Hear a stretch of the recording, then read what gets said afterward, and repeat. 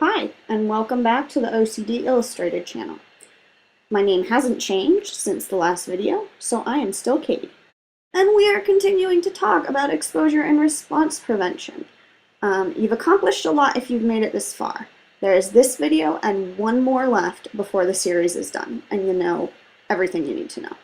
Let's talk about stepping up when you're ready to cross an item off your hierarchy. Yay! High fives!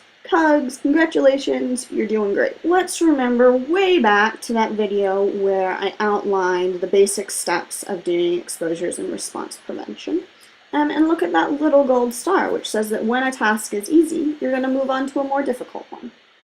Just for reference, here is our plot that shows the change in distress over time, over multiple trials of a task. And a reminder that the word habituation, which is what exposure and response prevention is all about, is defined as getting used to something. If you remember, there were two kinds of habituation: within trial, which we talked about in the video about when to end a trial, and now between trial habituation, which is how you're going to decide when it's time to move up to a new task.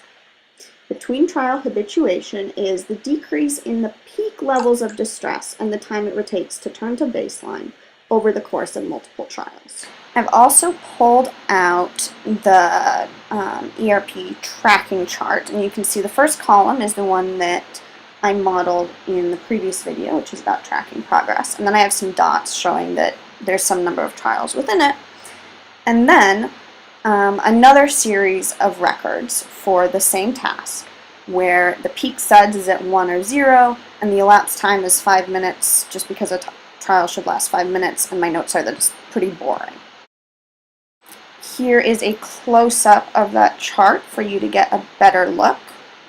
So, you will know that you're ready to move up to a new task when you look at your chart and see these things. When you see that you have 5 consecutive trials where the peak SUDS is a 0 or a 1, you're ready to move up.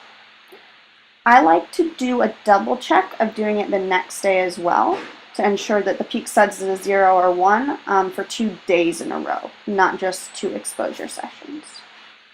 So, you have 5 trials where you're at a 0 or a 1 of SUDS, and it's time to cross that task off your list and move up and give yourself a big pat on the back. Thank you for watching. I've got one more video about exposure and response prevention, and then we will move on to another series.